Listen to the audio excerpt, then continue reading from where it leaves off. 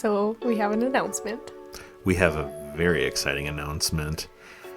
We did an interview with Voyage Minnesota magazine. It's a local magazine that likes to focus on entrepreneurs, small businesses, and creative people within the community who are starting things and doing things. Yeah, and it's also their main headquarters is based in LA, which is awesome to see that they are growing and moving, or I wouldn't say moving around, but growing in other communities to grow smaller businesses. They have other publications all over the country. Mm-hmm.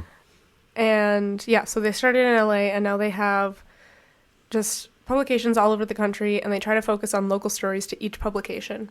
So they reached out to us. Yeah, and that's the thing I was about to bring up. 4 days after we released the first 3 episodes. Anyway, it was an amazing opportunity to whoever suggested us to them, or if they just found us. Either way, thank you. Yeah, absolutely. Thank you. It was an amazing opportunity, and we hope to see growth, and we hope to keep doing stuff with them as well. Absolutely. And to just benefit and collab with each other, which would be amazing to collab with somebody that is that big already. Yeah, it was just amazing. It's crazy. And then I have to tell you the synchronicity between the article and that I have over the weekend while I was at my metaphysical, psychic, and wellness fair thing. Yes, I've been waiting and anticipating this synchronicity. I am so excited to tell you this, but first, I brought us drinkies to celebrate the article. It came out yesterday on April 27th. Yep, April 27th. So Austin needs to flip a coin so he can decide which drinky he's going to take. Oh, you already decided? You just decided? Fine. I'm like, and in the moment I'm going to know. And I want the... All right, and we're going to crack these open in the microphone together. Ready? 1, 2, 3. Ooh. Yeah. You hear that? That's a celebration crack, fizzle, and pop. Here's to the podcast. How far we've been making it already, which is amazing. Leaps and bounds ahead of what I thought we were going to be. And may we continue to grow and continue to have a wonderful audience. And may the audience love our content or is content with our content. Is content with our content. However you'd seem fit with our content, as long as you listen, you give us a reason to keep doing this. So mote it be. All right. So the synchronicity. Yes. While I was at the fair, it was the tail end of the second day of the fair. Mm-hmm. I was about ready to pack up, and another practitioner walked up to me and asked for a reading. Okay. And so we sat down and we did the reading. It was really good. She was super sweet. I feel awful because I forgot to look at her business card and her name, but she actually works at a shop up in Forest Lake. Oh, cool.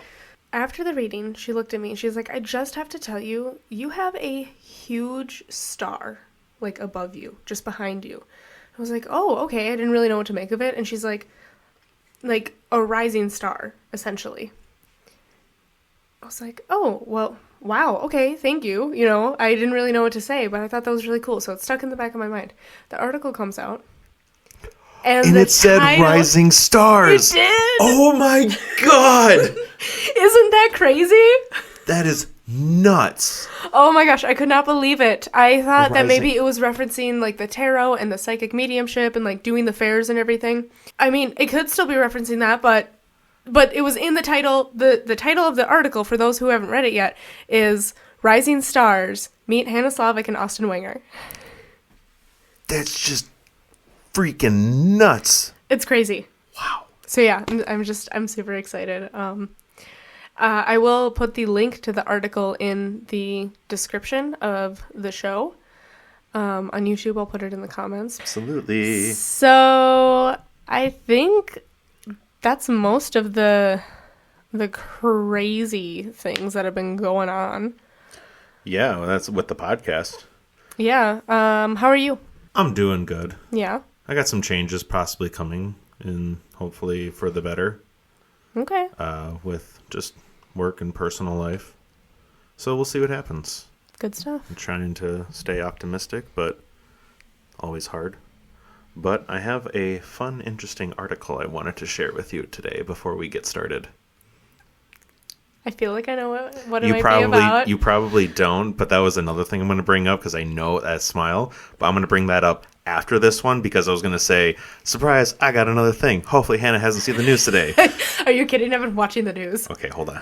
That's surprising, but I understand in this case. Okay, I'm going to bring up the interesting fact first. Okay, go ahead. Interesting article first. Give me the interesting fact. Let's go. So this article I found is, do you know the Event Horizon Telescope? It sounds familiar. Yeah, so it's like, so instead of like the JWST telescope, you know how it's floating in the endless vast of space. I'm sorry, was that English? Didn't I say the ever vastness of space? Oh, you said floating in the ever vastness. That all flowed together in one word, and I was like, what? I am so sorry. The everlasting void of space, the JWST telescope is floating through. Okay. So the Event Horizon Telescope is actually a global network of telescopes throughout the entire world with scientists collectively gathering data. And what they found with this telescope is in 2019, it actually picked up on the what is now known as the M87 galaxy. In recent images, just in the last week now, show something jetting out of this black hole in the middle of the M87 galaxy. Oh, I've heard about this. Yeah? Okay. Yeah. And so it shows a superheated matter being ejected out in like a triple prong form, and it's swirling with the black hole but away from it. Fingies. But it looks like fingies coming out. It does. That's what it, and if you looked up Event Horizon Telescope M87 black hole, okay, you'll see like 3 fingers coming out of it. Yeah, I didn't know the specifics. I had just heard that a black hole somewhat near us has been spotted. Mm-hmm. Shooting something out of it. Right. Near, and when Hannah says near us, it's billions and billions and billions of... You get your daughter. Ash, young lady, come here.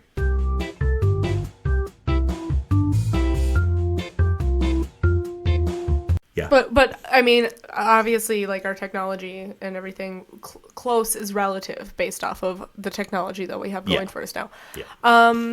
Yeah, and it's interesting that now that you told me about the fingies, the 3 fingies, have you heard of spaghettification? Hannah, you and your spaghettification. No, that was spaghetti kit. Yeah, that was spaghetti kit. You make sure you have your spaghetti kit when you're eating your spaghetti. And Christian hates it. Christian hates it. He shivers every time I say spaghetti kit. When you said spaghettification, I immediately went to spaghetti kit. No, this is a term, an idea of what happens when you go through a black hole. Mm-hmm. You essentially get squeezed through time and space and spaghettify, and you get like squeezed out like spaghetti on the other side, and then like reassemble together. Rejumble together. You fuse back together essentially into your normal form. I like to think that it's just another theory, but I like to think of this one is you go through a black hole and you go into another universe. Yeah, so it's a wormhole, not a black hole. And then, or another one is where the black hole, you can jump from galaxy to galaxy kind of deal, as like this is interdimensional travel, and that's how aliens can get to our world from galaxies billions of miles away. Yeah, and this is something we will probably get into. Oh, I have it on my list. This could be like a tag team topic too, because of how much there is to it. So, okay, and then the tell me the other article. The amazing news today. So, a little quick timeline. On Tuesday, the House of Minnesota passed the legalization of cannabis. And as of Friday, today, we are recording. Today is the 28th of April. The Senate passed legalization of cannabis. It has one more step. The House and the Senate now agree on the nitty-gritty. And then it goes to Tim Walz's desk. And Tim Walz is literally just sitting there waiting to sign it. Yeah, he has said that he will sign a legalization document if it makes it to his desk. Exactly. Which, cool. Very cool. That'll just make it more accessible for the people who need it as well. It'll help bring the price for medical down, too. I hope it doesn't tank the medical side of it. That's been known to happen when you legalize recreational after medical. But I'm hoping that they can find a way for it to work and that more money can start coming into our economy. Right. And hopefully help our economy. Ash is being a little menace today. Hey, you, come here. You're just going to be right there? Okay. I'm really excited that it'll be able to be researched better as well, giving it to be more accessible to like the U of M or to any like Mayo Clinic, just the research possibilities, because we don't know the full ins and outs of cannabis use in humans. Mm-hmm. We know we have a cannabinoid system in us, or long-term effects or short-term effects of different strains. We have a general idea. A very generalized idea. And it works right now, but we could probably figure out so much more with the limitless possibilities. I mean, this plant is already limitless as well. Clothing, fuel, paper. It is just so divine. It does so many good things. Absolutely. I'm just excited about the limitless possibilities again, not just to be able to get high, but the uses that could. Hey, man. Hey, man. Dave's not home, man. I had a guy call the restaurant today, and he was like, "Hey, I want to order a pizza." I was like, "Shut the fuck up, buddy. No way." Oh, so you know how last week was 420? Did you see over in, I think it was in Connecticut potentially, or like Massachusetts, Snoop Dogg was over there smoking weed with like everybody in the fucking park? Oh, that's so rad. My dispensary had a big sale for 420 and a few days after it, celebrating. Nice. So, my medical dispensary, I do have a medical card in Minnesota. She does. But you won't need that for very much longer. Hopefully it'll make prices a lot better, because Minnesota asks me for surveys on how using medical marijuana is going, and if I think there's any problems with it or the industry. And I always tell them that the price is outrageous and they need to knock it off. Your daughter might have to get locked out of the room today. She's going to make more noise if she's locked out of the room. I just need to figure out, where's her moving ball? She has a ball that moves. All right, one moment, please. Okay, so I think we went through all of the exciting news that we had, and I think it's time to start the episode. Yeah, I think it is time to start the episode. All right. Ooh.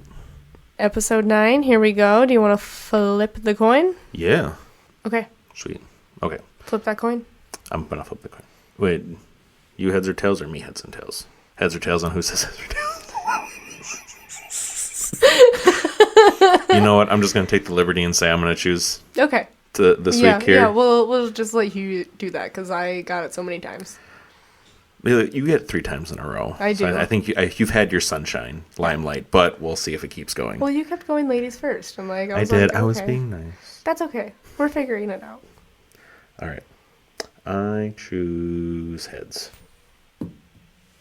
Oh, that's interesting. What's that say? Damn. It's tails. Even when I don't choose, I still get to go first. At some point, if this keeps up, I'm just going to say, well, I guess Hannah gets to start the show off, and I get to end I get to close the show. Headliners win, bitch. All right. Hannah's not a bitch. She's a very lovely lady. Thank you. I have a local story for us this week. Local story? How local, though? Anoka. Oh, it's very local. So? Are you familiar with the Anoka State Hospital? Or the Anoka State Asylum? Very, very... Not very much at all, no. Okay. Well, I was like weirdly obsessed with it a few years ago. And really? I revisited it. I usually know your obsessions, but yeah, this is new. This is getting good. I have gone and visited the campus a couple of times. And I'll kind of mention that throughout this, but this is a facility that has a very deep and dark history. Okay. It's very heavy. Ooh. So we'll just kind of get into it. I want to give you some of the kind of basic information before I delve into like construction and then all the other stuff. So, in 1900, a hospital known as the First State Asylum for the Insane opened its doors. It eventually became known as Anoka Asylum and then the Anoka State Hospital. It was opened to be a transfer hospital for the incurably insane. There were only 15 staff members when the hospital opened, and they were always on call and working like 12 to 15-hour shifts. Gross. Yeah. When it opened its doors, the first 100 patients were all male and came from the St. Peter Hospital. Oh. When these patients arrived, it said that there were 400 to 500 people with morbid curiosity just waiting at the train depot for a glimpse of these people diagnosed with insanity. Well, I guess. I mean, if you haven't seen them before. Yeah, in 1900, that was definitely a time to like gawk at. Well, I guess that was the peak time of the quote unquote freak shows or the side circus, whatever you want to call it. And I'm going to cover that eventually. Ooh. I'm going to talk about the sideshow. But heading forward to 1905, the first 50 female patients were transferred to Anoka, also from St. Peter. Earlier in the hospital's lifetime, there was a farm on the land that the patients would work on. The farm provided dairy and produce to feed the patients and staff with good meals, while what was left over was sold to help generate revenue for the hospital. At the time of opening, the hospital was focused on care versus treatment, because at the time there really weren't any treatments for mental health because so little was understood about it. Well, they were thinking that people were literally insane and nothing was wrong except for... It was literally just keeping them in a place. It was putting them away so nobody else had to deal with them. That too.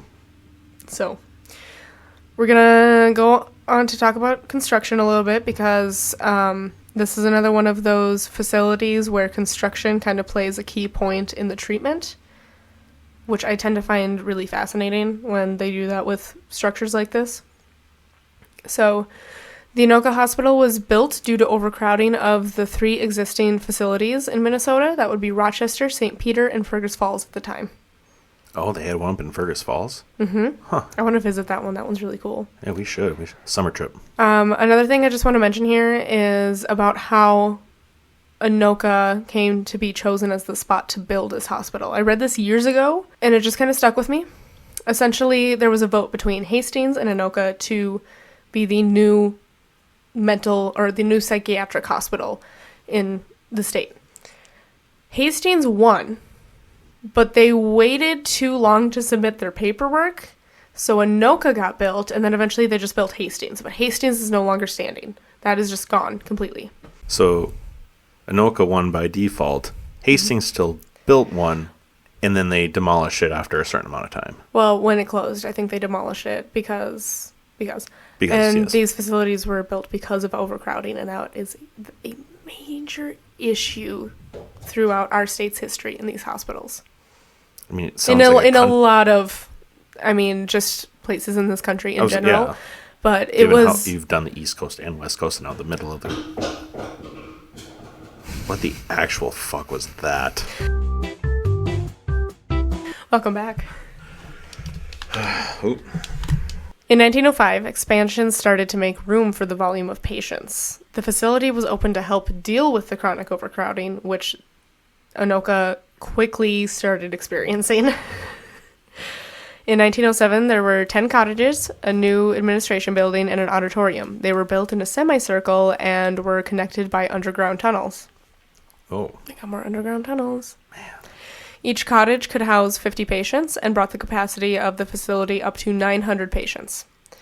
The layout of the campus was built using the cottage design, meaning that each building would be smaller and hold less patients than a larger building, making it feel less institutional.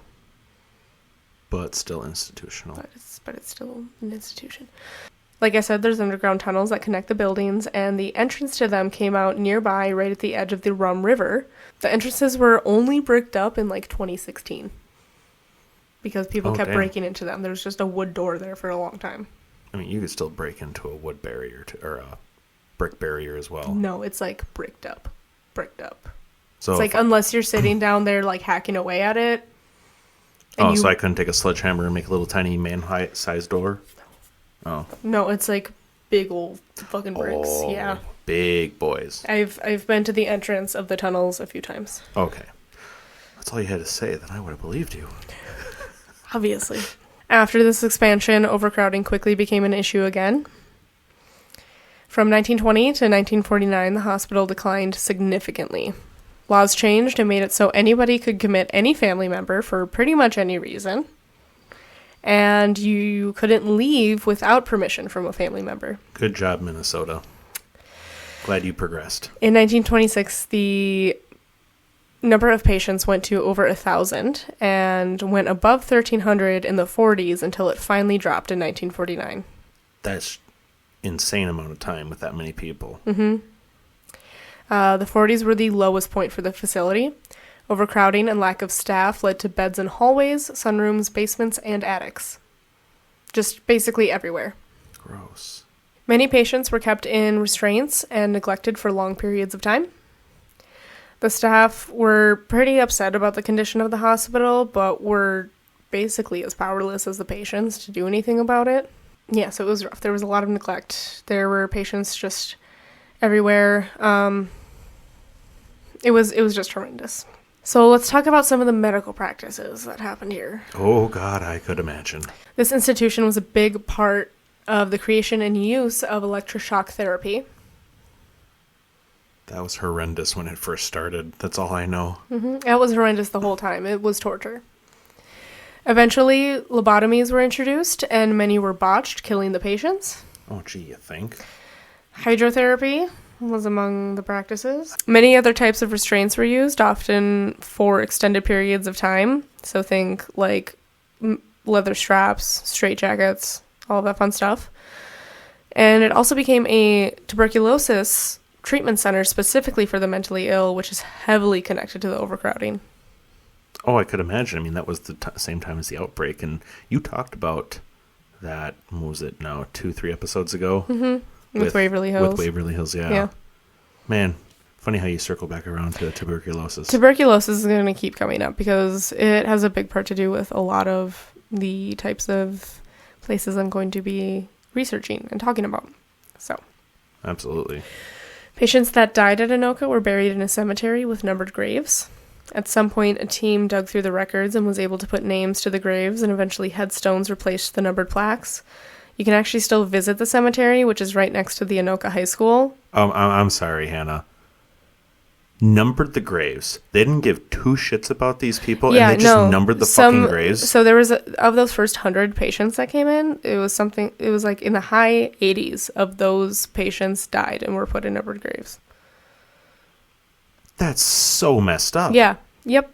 What the fuck? Okay, I'm sorry. Continue. No, you're totally fine. That part just absolutely blew my mind. I didn't think that... I knew humans were capable of stupid shit like that, but, like, that's just horrendous to treat people like that, even in their death. And just like, oh, number 1, number 2, number 3, number 4, and so on and so forth. Like, I mean, what some the of these fuck? people were criminally insane and incurable, so at the time, they truly thought that these people were less than human. They thought they were monsters. And I'm not defending them. No, and I understand that, but, like, in the time, I get it, like, as to why they would think that, but it's still, like... I mean, they're still a hospital of sorts. They should still have the records, and they should still treat them as such. But they didn't give them the headstones, so they couldn't properly be put to rest. So that was part of the reason that this team came together to get them the headstones with their names and birth and death dates, if they had both, to allow those souls to rest. Good. And give them a true, proper resting place that was not just a number, because they were not just a number. They were people. Yeah. There were people just in a time where the help just wasn't available. Yeah. So like I said, you can visit the cemetery. I have visited the cemetery. Please don't a bunch of people go wandering into the cemetery because it is right next to the high school. So let's like not freak out the kids. That too. Let's not do that. Right. In 1948, the governor Luther Youngdahl gave the Minneapolis Tribune permission to tour the facility and write about it. The conditions were appalling. I could imagine. And had the attention of the public and the governor now. I'm so shocked. In 1949, on Halloween night, the governor made a statement to mark the turning point of mental health treatment. Outside of the hospital with both staff and patients, he burned a pile of straitjackets and other restraints. Wow. And this did really start kind of a turning point in mental health care. There were some adverse effects, though. So, between 1950 and 1999, more funding and resources were given to the state hospital system. More staff was hired at Anoka, and more people started volunteering to help with the patients. As medical care improved, more people were aware of mental health issues and started to understand it could be treated. This made the number of institutionalized patients go down as more people actually got treatment for mental health. But because they had more money and funding, this opened up to more experimental treatments. And so this is where lobotomies came in. Oh, God. So there were, like I said, there were adverse effects to it. But it did create awareness, and it was a stepping point. You got the good and the bad. Always and everything. Yeah, exactly. So after closing its doors in 1999, it eventually became known as the Anoka Metro Regional Treatment Center and is now used to treat and care for adults and children suffering from severe mental health conditions that require a hospital setting. So it is a functional facility right now. It's run by Minnesota's Department of Human Services. It's the largest psychiatric hospital in the state, operating 110 beds. Wow. A good portion of the patients are committed by court, but with other patients, other hospitals just simply won't take them because they can't care for them due to their complex and volatile behaviors. I mean, it is nice to have a place like that, just to be able to send them. They also offer rehabilitation for substance abuse and addictions and neurocognitive services. In 2017, 2 of the abandoned cottages were repurposed and became housing for veterans. Oh, I like that. You can still visit the campus and wander as long as you don't trespass into any of the buildings. Oh, yeah. Because they're in use. Mm-hmm.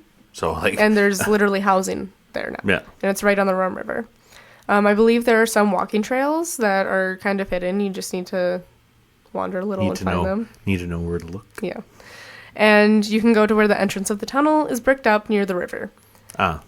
Be careful because every time I've gone there, the stairs have been crumbled and destroyed, and it's a little tedious getting down there, but please don't run and go there. We're not saying go there, but if you choose to go there, we did not tell you to. Yeah, that's it. I can't stop you from going there, but I'm not telling you to go there. So let's get into the hauntings a little bit. I always like the haunting parts. Yeah, and then I'll end up with my first-hand accounts. Ooh. So no actual investigation has ever taken place due to the permissions needed from both the state and the county. Makes sense. Apparitions have been seen in windows. I have a picture of an apparition in a window. That you took? Yeah, I'm pretty sure I've showed it to you. I don't think you have. I would have remembered this. Oh my gosh, it was so long ago. But I also have a really bad memory, so that's potentially. Fair. So I do have a picture of an apparition in a window. This was one of the cottages that is now housing for veterans, but it was abandoned at the time. So I just kind of wandered around those guys. Abandoned at the time that you took this picture? Okay. A lot of people report eerie feelings in the halls, or employees just feeling like they aren't welcome there. Shadow people have been seen, obviously. Shocker. Noises, footsteps, and whispers can be heard in the buildings and the tunnels. Workers eventually refuse to use the tunnels because of the weird noises and movements heard, so only maintenance utilizes them now. Oh, I could only imagine. And especially with the tunnels being echoey. Oh, I have goosebumps right now thinking about that. Oh, I don't like it. Well, and there's lore that patients who tried to escape through the tunnels would get lost and then hang themselves in the piping up in the ceiling. So, that's a thing. Oh, no thanks. Orbs could be seen floating in the cemetery before they put the proper headstones to help the dead rest. Okay. Manic laughter can be heard in the hallways of the buildings. No, you lost me. Manic laughing? No thanks. Workers report feeling major cold spots. Screams are heard coming from the river, and apparitions are seen walking into the river and disappearing. They are thought to be escaped patients that fell into the rough waters of the Rum River and died. Wow, this is gruesome. This bad. Is more gruesome than I was thinking it was going to be. I told you, it was dark. Ooh, okay. So, I'll tell you my first-hand accounts. I have them written down in my handy-dandy Bleeding Grave notebook. All right. No, they are not for sale. Yet. So, these first-hand accounts come from my mother. Oh, okay. In the 90s, Brenda was a traveling phlebotomist, which sounds so fucking cool. Like, just the name itself, it sounds really rad. Traveling phlebotomist. So that meant, for those of you who don't know, that meant that she would go to different clinics and different hospitals to draw blood for patients, and where she was going each day would probably be different. So it just depended on the day and the week. Like I said, this was in the 1990s. She said that it was just generally spooky in there.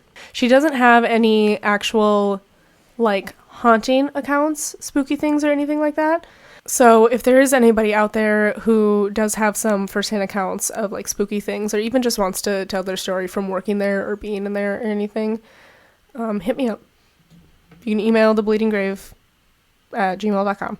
Anyway, she said that she realized how sheltered of a life she had lived growing up when she went there, because they had actual, like, padded rooms.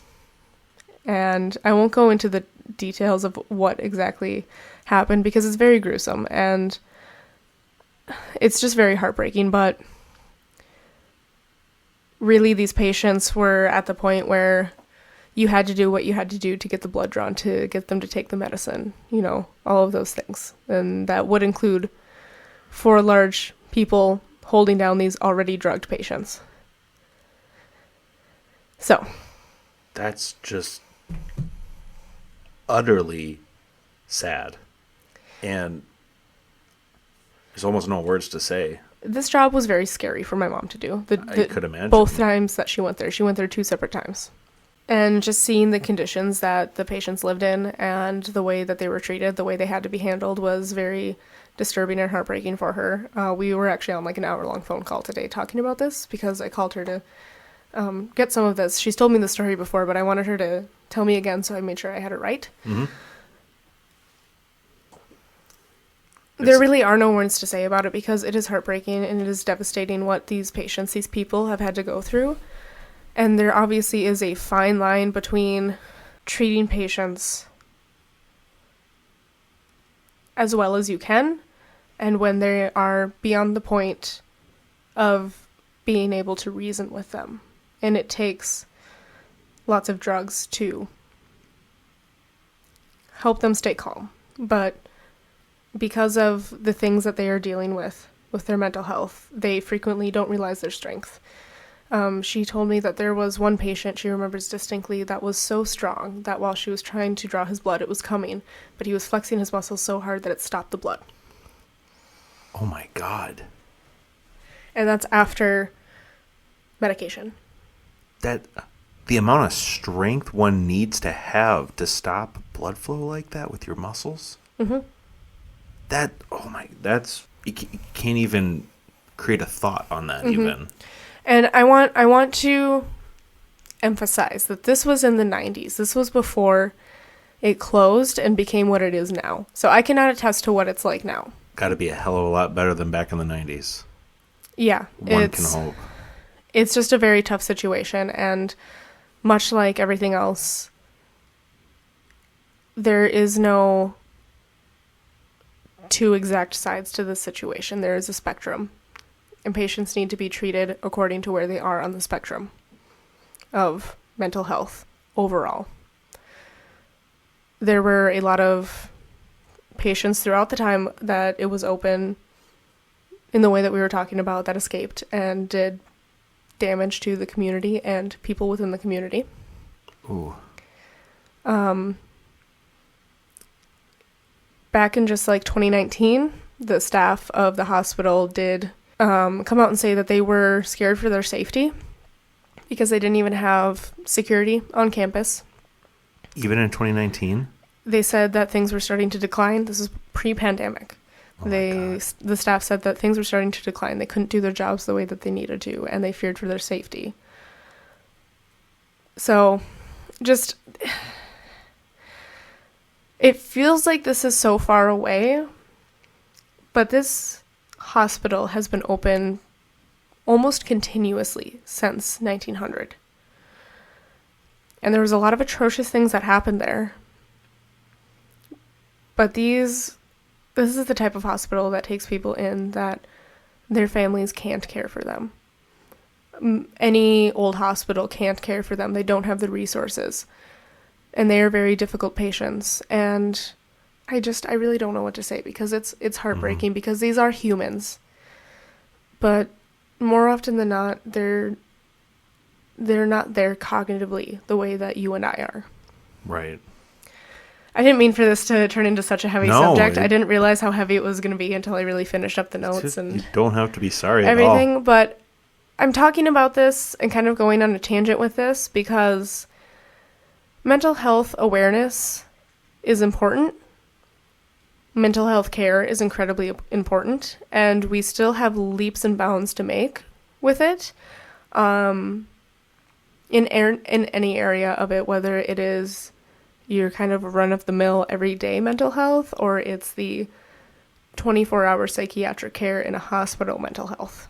It's just something that's really important, and there needs to be more awareness of it, and people have been doing good things for awareness on it and everything, but I think we focus too much on kind of the, I don't want to say everyday things, but the things that a lot of us deal with, and we also need to make room for the fact that there are people who are just this mentally ill, and this is their lives, and it's unfortunate, and I don't know what we can do to make it better. I don't think anybody has the answer for that right now, but I think awareness of it is the place to start. Oh, absolutely. I mean, you just look in the last 5-6 years, how much more you hear about it and it's more talked about. Mm-hmm. Like back when I was in high school, and granted, I was in high school 11 years ago. I graduated 11 years ago, so it's not that long. But even back then, you'd never hear about it. You would never talk about it. If you were sad, depressed, or anything, people would brush it off. Oh, it's just a bad day. Or it's a bad week. Oh, just get some extra sleep. You'll be fine. Yeah. Go for a walk. You'll be fine. You heard that all the time. And it's, granted, we didn't know a whole lot about it, about mental health back then, like we do today. And yeah, those words still sting to this day. Absolutely. But you know, that's the past, and then we can't change the past. We can just make peace with it and move forward, and thankfully today we can openly talk about our mental health, our depression, anxiety, whatever else, with the people around us. I'm very thankful that I can openly talk about my mental health with not only my coworkers, but with my managers.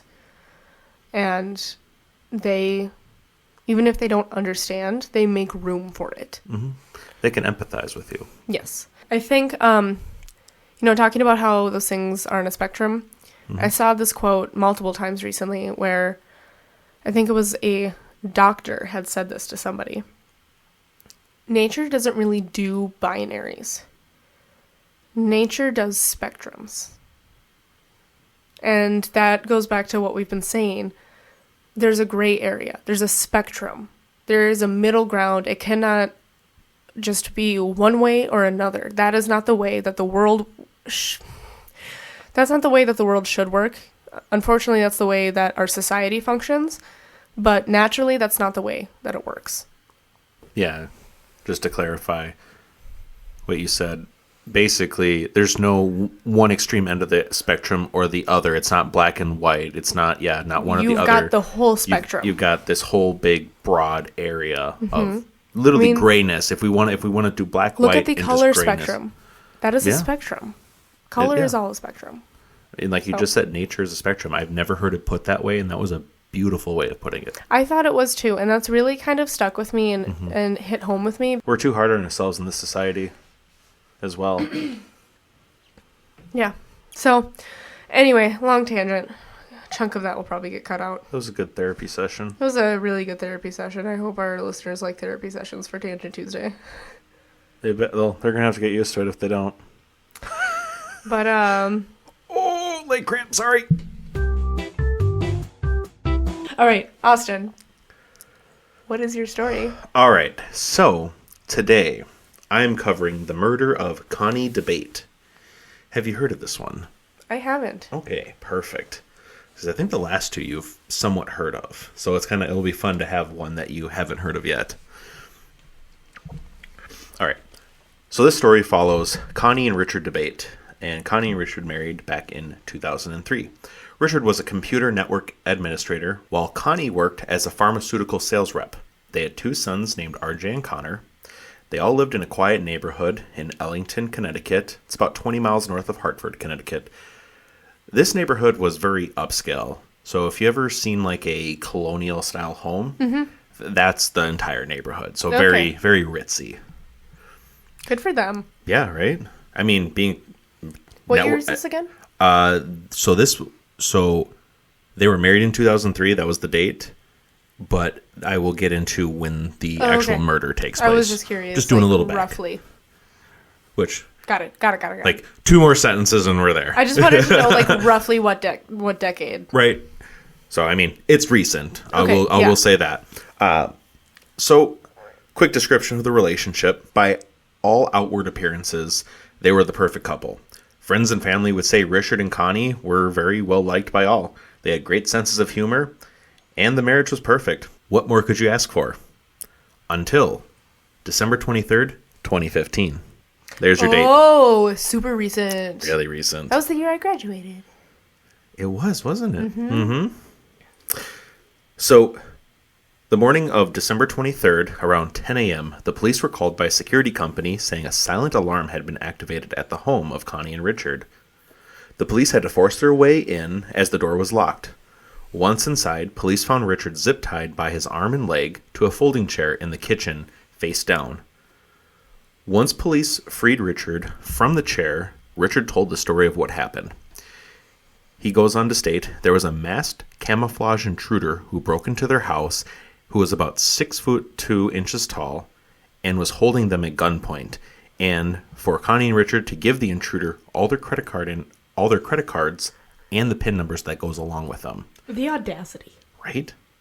Oddly enough, the intruder sounded a lot like Vin Diesel. Vin Diesel, what the fuck are you up to? Right? Come on, Vin. Richard continues by saying he and the intruder struggled and fought for a bit, but the intruder ultimately overpowered Richard. That's when he zip-tied him to the chair and stabbed him several times with a box cutter in the legs. A box cutter? Could you imagine that? No! That box cutter is not sharp anymore, I guarantee you that. Oh my god. It's probably rusted. Ugh. Oh. Ugh. Cringy. Hope you got your tetanus shot. After making sure Richard wasn't going to go anywhere, the intruder then chased his wife Connie into the basement of the home. That's when Richard said Connie grabbed one of the 2 handguns that was in the house, and the intruder was able to get the gun away from her as he chased her down the stairs. Yo, fuck this guy. Right? And unfortunately, down in the basement, that's when the intruder murdered Connie. She was shot once in the stomach and twice in the back of the head. What? After murdering Connie, Richard said the intruder came back upstairs, and by this time, Richard had partially freed himself from the zip ties. Because like I said, when the police came in, he was only zip tied by one arm and one leg.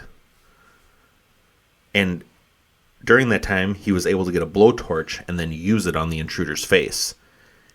After burning the intruder's face, the intruder ran off out the back door, and Richard was able to press the silent alarm. After trying to make his way down the stairs, he could partially see his dead wife moving back, and he moved back to the kitchen, and he fell down from pure agony. Oh my god. Oh my god. This is a fucking roller coaster already. Right? Okay. And that was the story. That's the story that Richard told police. So, after the story, police spared no time searching for this burned Vin Diesel sounding murderer.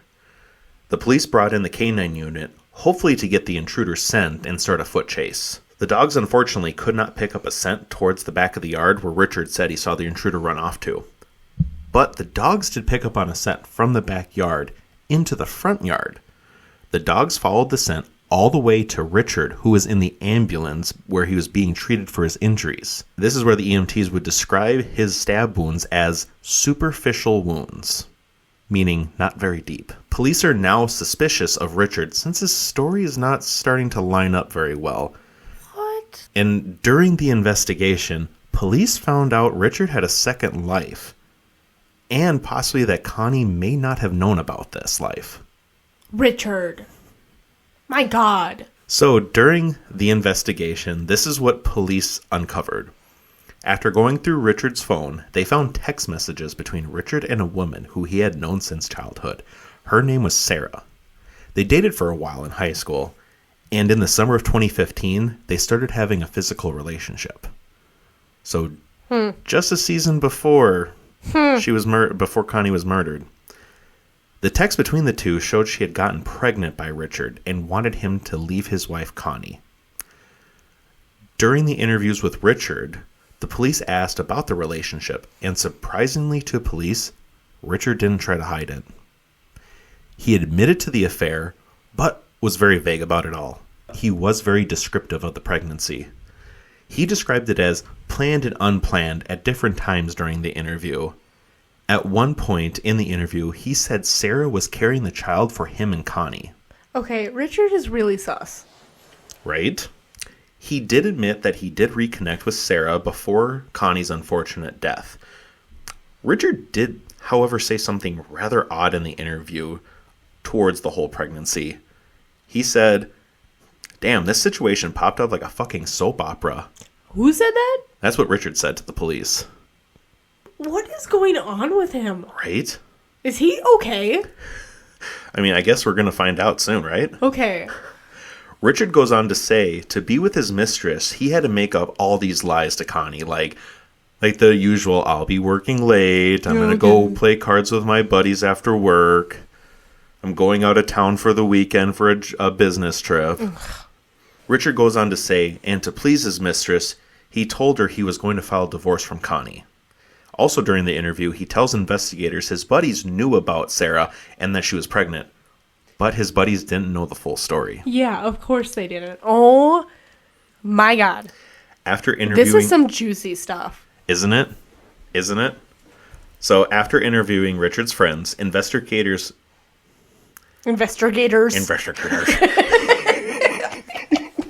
After interviewing Richard's friends, investigators come to find out they only knew part of the story. What his buddies knew from Richard was that Sarah was a stupid one-night stand and that him and her were not an ongoing thing. Oh. But even with all this hot tea, none of this still can be pinned on Richard. There's no smoking gun yet to Richard. I mean, he has an affair. His buddies didn't know about it. His wife didn't know about it. His wounds are superficial, meaning that he was like barely fucking stabbing himself. That or the intruder was very stupid with the box cutter. Or, but what I don't get... the intruder is side chick. And she's like, I'm not gonna actually hurt you, babe. That's a good theory. That's a good theory. Sorry, go ahead. But what I kind of was always picturing in this one is like, where was the gun, though, that Richard said the intruder had? Because he had a gun, and then his wife had a gun, right? So why didn't the intruder shoot Richard? Why did he just cut him up, you know? Cut him up? Well, the box cutter, I mean, if they're superficial. I'm thinking like chopping them into pieces. No, I would have said chopped into pieces. Not cut up. I'm like... Wait. So they had my understanding was they had two handguns in the house. The wife grabbed one, and the intruder got that one away from her. The intruder came in with one, but still got the other one away from Connie. So the intruder has two guns. The intruder has two guns now. One for each hand. One for each hand. It's like the Wild Wild West. Sorry, it's not funny. It's not funny. So the murder investigation continues. So now police were looking at text messages between Connie and Richard. And by all appearances, they seemed still very much in love and having no issues. They even found text messages that were sent a few weeks before the murder, and some were very sexual in nature. One message Connie said to Richard is, "I'm ready for you, big boy." Good for her. Yeah. I mean, not good for her because she has a cheating line. Fucking dirtbag of a husband. Yeah. Even with those spicy yet grotesque messages. In this situation, I feel like grotesque is a strong word. Even though those spicy yet cringy messages? Yeah. Because big boy... I don't know. It's a little cringy. I don't know how I would feel if a significant other called me big boy. And I would say that simply to get a reaction. I wouldn't mean it seriously. Okay, in a way like that, in more of a sarcastic manner, I could definitely see a significant other saying that to me, or you saying that to your significant other, which I hope to God I never actually hear come out of your mouth to him. We behave. Yes, you do. You too do. So, at the same time, Richard was sending messages to his mistress saying he and Connie were on the same page about the divorce. This came out to be false. It kind of seems like Richard was trying to have his cake and eat it too, doesn't it? Yeah. Okay, Richard, like, homeboy. Right? You're got. They done gotcha. Done gotcha. Everybody sees in an that, affair. Yeah. So, the weekend leading up to the murder, so the weekend before Christmas, Richard and Connie went on a weekend getaway before the craziness of the holidays. Connie was posting pictures of their fun and happy weekend all over Facebook. Hannah, you have a question? I do have a question. What is the side piece's name? Her name is Sarah. Oh, okay. Thank you. I'm just trying to keep them straight in my head. So, Connie, wife, Sarah, Ishi. Yep. So Sarah saw these all over Facebook, since she's friends with Richard, obviously, and she started piecing things together. And she finally realized that Richard was not in the process of a divorce. During the investigation as well, police found that he had opened a new credit card in early 2015. And during this time he had this new credit card, he was using it at strip clubs, stays at local hotels in the area, and buying flowers for Sarah, his mistress. So, what about that intruder? I don't think there was one. We got all this hot tea, hot gossip on this, but let's go back to the intruder real quick. I don't think there was one. So, during the interviews with neighbors, everyone said they saw nothing out of the ordinary on that day. Most of them were going to work as usual or bringing their kids to school and saw nothing that would lead them to believe that there was anything suspicious happening outside. Also, neighbors also said they saw no one matching that camouflage 6'2" ski masked man. Burned face, skin melting. Yeah. And of a description that Richard gave that morning. But still, there was nothing tying Richard to the murder as of yet. But one key to the puzzle police went back in and found. While going through evidence, investigators took a closer look at the Fitbit Connie was wearing the day she died. Connie's Fitbit summary shows she was still alive an hour after Richard claims she was shot. Richard claimed he triggered the alarm at around 9 a.m., but the Fitbit shows Connie was walking around about 1,200 steps from 9 a.m. to 10:05 a.m. What about the bullets? What bullets? That she was shot with. So this is where it's not lining up. Okay. So, and I actually broke it down from timelines of Richard's timelines and then the Fitbit timelines. Okay, sorry. I'm like jumping way ahead. I have so many thoughts running through my head. And a lot of them are going to get answered here really Okay, quick. I'm so sorry. I will try to good. shut up. You're fine. Like, your morbid curiosity is spiked and intrigued. It is. I'm really activated. I'm super excited about the story. So a little side piece of this is actually dubbed the Fitbit Murder as well. Okay. So there's a lot more people know this by the Fitbit murder than the murder of Connie Dabate. So we're going to go back through Richard's timeline of what happened. Yes. Richard said he left the house at around 8 a.m. to take RJ and Connor to the bus stop.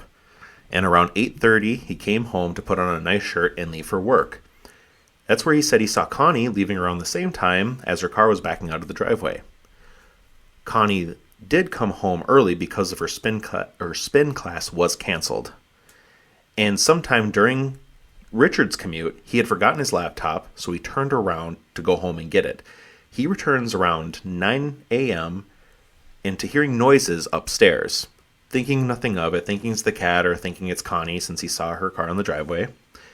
He went to go get his laptop from the kitchen. That's where he said he was manhandled and what started the struggle, and that's where the start of the murder story from the beginning started. Okay. Now, the Fitbit side of the story.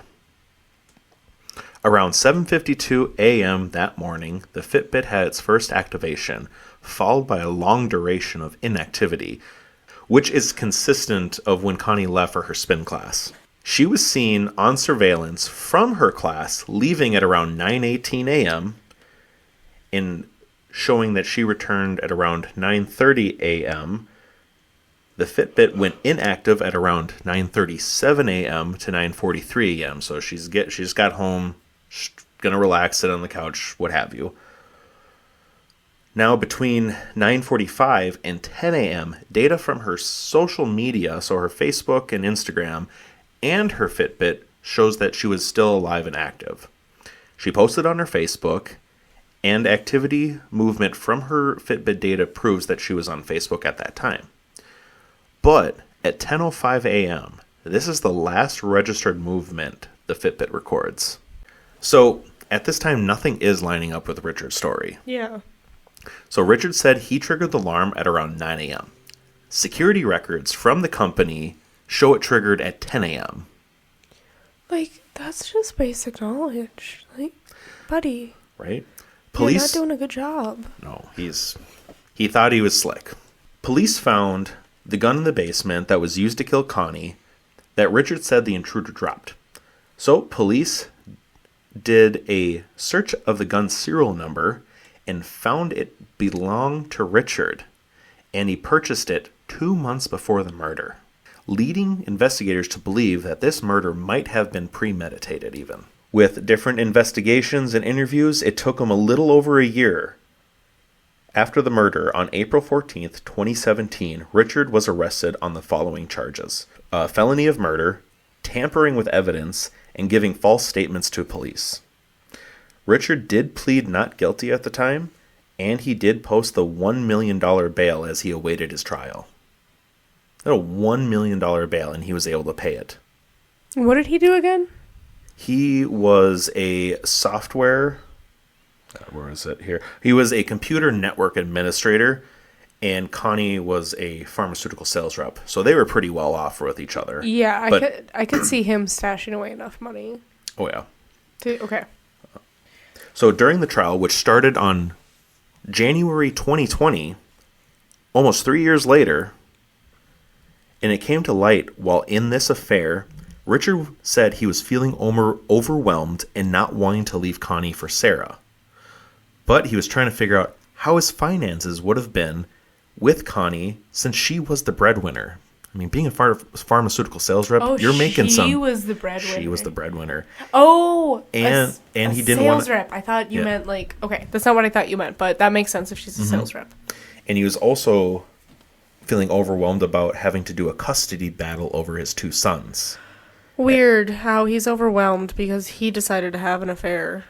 He was also worried that he would be the black sheep of the family and didn't want anyone to see him that way. Overwhelmed and embarrassed of his own affair.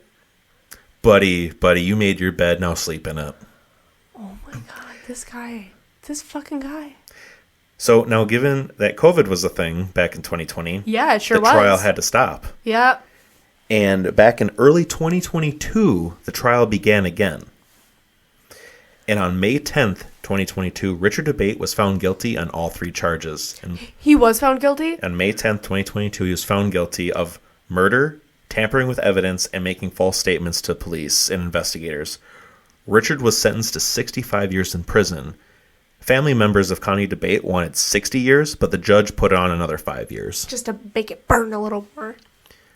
So I have some interesting facts that have recently come up about this whole murder.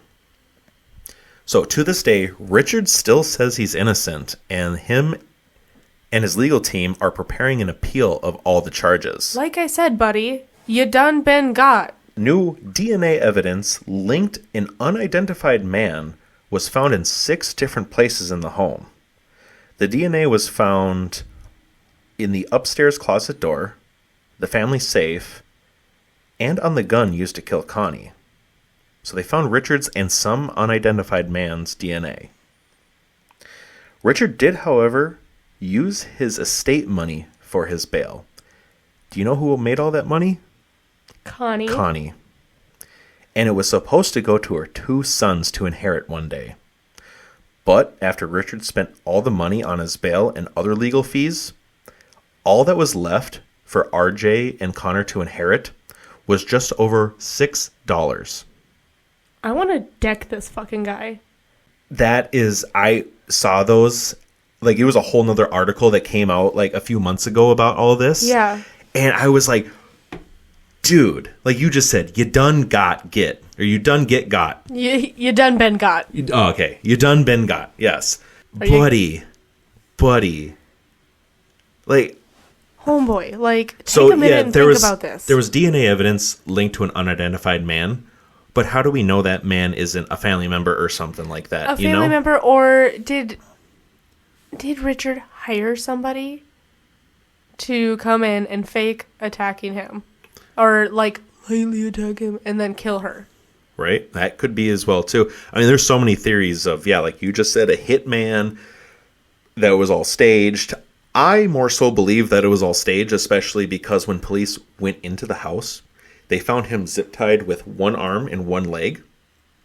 Were there any other zip ties were there, like, the other zip ties that he had cut, or? They didn't go that specific into it, but the biggest thing is, it's more than likely from the way he was zip-tied to the chair, it looks like it looked like he zip-tied himself to the chair. Yeah. I mean, that was the first, like, if someone's going to zip-tie someone to a chair after breaking into a house and murdering your wife, wouldn't you think he would have zip-tied himself? And, yeah, I could see it's kind of plausible that you could break out of zip ties. I mean, if you are... You can break out of zip ties depending on how you're tied into them. Mm-hmm. Here's my thing. Why do people always, they have an affair and they want to leave their partner? Why do they resort to murdering them? Because people overcomplicate it and they don't. Divorce is an option. If you genuinely are, like, having a deep affair with somebody else, take a step back and look at everything. And I don't know, make a pro and cons list. Like, work it out yourself. Don't kill somebody. What in the... I mean, the biggest thing is, so from what I read from this story, is that he basically wanted to just have Sarah and his two sons. He didn't want Connie anymore. So instead of just divorcing her and having equal custody over his kids, he's going to scar his kids for life. Easy solution to that. Scar his kids for life. Throw away their inheritance. Yeah. What do these kids have left? They don't have a mother. And they don't have a father now. They don't have a father. And they lost all the money that their mom was making for them. They have $6 to split between the two of them. A whole $6 in 2022. Great, they can go and get themselves some sodas. If that even these days. Oh. Like, so I am very interested to see if anything else comes to light, because it's been pretty quiet on the whole subject. I looked in to see if there's any new evidence from Richard and his legal team to see, but Richard and his legal team. That's the way I'm just like, this dude, this sounds like he's just a joke. He's a joke of a man. He's a joke of a human. My heart goes out to those boys and to Connie. They do, and to Connie's family. Like, yeah. I hope those people better have taken the kids in, like, right away, and I guarantee they did. I'm sure they did. I hope they did. Hope they did, yeah. I hope they didn't go into the system. I doubt they would have. It sounds like Connie had a very loving family. Yeah, and how upscale living they all live too. I would say that as messed up as those two boys are going to be, they have the best case scenario. Tell me that crime doesn't happen in upscale communities. Right. Tell me that. I mean, crime happens anywhere. It does. Oh my God. The insanity of this. Like... You know, speaking of insanity, I thought I was going to read that Richard was going to plead insanity, but there was never any mention of that. Well, he probably would have gotten away with insanity. Probably. I mean, this is insanity right here. Like you said, he ain't slick. No, he ain't slick at all. Like, dude, you thought you had a perfect plan, but no. And you literally threw away your perfect life. Literally, like, it was a great life from what I read. Like, I just don't get what makes people want to throw something like that away. If you're unhappy with your significant other, talk with them. Seriously, you're unhappy? Like, you married them for a reason. Yeah. You had 2 kids with them for a reason. Yeah, exactly. Like, and if that reason happened to be the money she makes, then you really need to figure some stuff out. I mean, at the same time, wouldn't surprise me either. Because, I mean, there's just too many stories of gold diggers killing their husbands and their sugar mamas having their, whatever you want to call them, killing them for their money. Sugar babies. Sugar babies, yeah. Like, it happens all the time, but, like, to have 2 kids involved with this and having what looks like a very loving family. This was all just... This was all centered around selfishness. It was just pure selfishness. Like I said, he was trying to have his cake and eat it too. Yeah. Trying to rekindle a high school love affair and keep his wife. It's not going to work. Is that the end of your story? I mean, that is, yeah. Hannah, do you have a little fun fact for us? I do, and it's not a cemetery fun fact this time. Oh, interesting. I figured in the spirit of covering the Anoka State Hospital today, I would talk about a little fun fact about Anoka. Ooh, okay. So Anoka is known as the Halloween capital of the world. Mm-hmm. The city was the first in the country to organize a Halloween celebration in 1920 for the community to encourage people to celebrate together and have fun and discourage crime and pranks done by bored teenagers. I like that. It's still a big celebration to this day, and it's completely volunteer run. It includes a parade and events, and Main Street gets all dolled up with Halloween decorations. You can follow along with the festivities on Instagram at Anoka Halloween or on their website, which is anokahalloween.com. And I think we should go down there this Halloween one of these times, and we can take we can talk about it a little bit on here, and we can take some pictures for social media and like share it with you guys, because as the Halloween fanatics that we are, we're very lucky to live like right next to the supposed Halloween capital of the world. Yeah, it's literally a half-hour drive from both of us, which is so nice. I am discouraged with myself because I haven't been down there in probably 5 or 6 years, mainly due to the hayride as well. A couple of years ago, I went for a little drive around around the state hospital. I just went down there to just say, I don't know why. I felt called to go there. Mm-hmm. I have felt really attached to this property for whatever reason, and maybe someday I'll figure it out. I don't know if it's the fact that when I go there, the spirits are like, ooh, she can see and hear us. Help. Do you think if you reached out to them, you could potentially do like a paranormal investigation? No. No? They won't even allow that? Like in like an empty part of the hospital? No. Wow. Like I said, you have to get state and county permission. Oh, that's right. You did say state and county. And that's why there hasn't been an investigation to happen there at all. So I'm like, you could get a yes from the county, but then the state goes, no. Mm-hmm. I wonder... I would think they would both say no, though, because it's a functional facility in most of the buildings, and then 2 of them are now, like, private residences. Private residences. So I guess, yeah, I mean... So I guess, realistically, you'd have to wait until it shut down or something like that. But there's plenty of shut down asylums in our state, like Cambridge and Fergus Falls. There's one in Duluth or on the North Shore, I think, too. Yeah, I can never remember the name of that one, but it starts with an N. I think the guy who owns it now is pretty easy to get in contact to, so maybe we could talk to him. Yeah. Maybe we could interview him, something. I know he's opened it up for people to, like, basically buy tickets and come in and, like, have little groups, and you all just kind of wander around all night long to do your own, like, investigating and whatever. I think that'd be fun. We should definitely do 1 or 2 of those. Yeah, I've realized that going to, like, really charged places that have a lot of spiritual activity and ghost activity is helpful for me in figuring out this, like, psychic mediumship thing, because this is a wild ride and it's kind of hard to figure out on your own. But thankfully, I've had a lot of people by my side to help me recently. So I like to go to places with my friend who is a medium, Miss Jody Hemingway. Mm-hmm. And we like to she'll have me just talk and tell her what I'm picking up, and she will usually confirm it or elaborate on it. And it's kind of cool to have that intuition, and then to have somebody who has been so enlightened in that way for so long to confirm the way you're feeling and what you can pick up on. It's like learning a new skill, and it's a lot of fun. Actually, it sounds like it sounds really cool. It's really cool. It's very interesting, and yeah, her support and her help has been huge for me. Mm-hmm. And I think it was actually her idea to go somewhere with me, because I think she was like, "We'll go. I'll show you what you can do." Nice. And she basically told me, she was like, "Just start talking. Just tell me whatever comes to your mind." And I started telling her, and almost all of it was spot on. All right. I don't even know how long we've been recording now. We've been I think this is one of the longer recording sessions we've had. All right. Well, I think that wraps up this week of The Bleeding Grave. Next week we have episode 10, and we're going to try to do something fun for that, just because it's the 10th episode, so why not? And guess what, Hannah? Next week, we hit triple digits for stories. We do. No. Wait. No, we don't. No, we don't. What? Son of a bitch. No. Damn it, that's 50. 50 stories. Yeah, 50 episodes.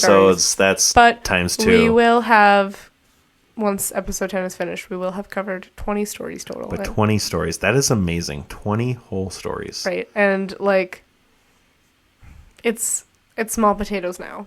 But it feels huge.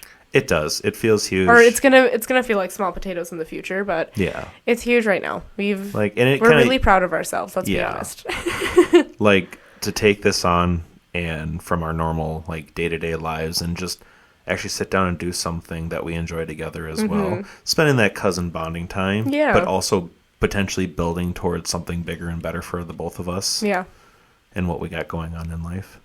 Please remember to interact with us wherever you're listening and on social media. Likes, subscriptions, comments, all of those things help us a lot with the algorithms to get more eyes on our content and help get the word out there that we're doing this. And obviously the more people that listen to us, the more content we can bring you guys. And if you're listening on Spotify, every once in a while, I put a little poll or question on our episodes, so when you have like the listening screen, if you scroll up, you should be able to answer that, and I will see it, and then we can address them here for realsies. Absolutely, for realsies. You could have your own question, comment, or concern talked here. We'll take it all. We'll take the here. Constructive criticism. I might cry, but it'll be fine. It'll be just fine. It's fine. Open to constructive criticism. Hatred is not allowed and will not be tolerated. All right. Well, thank you everybody for listening, and we will see you next week on episode 10. Can't wait. See you guys. Bye. Bye. The Bleeding Grave is hosted by Hannah Slavic and Austin Wenger. Music by Hannah Slavic. You can find us on social media on Facebook, Instagram, and Twitter. You can listen to The Bleeding Grave on Spotify, Pandora, iHeartRadio, Amazon Music, and more.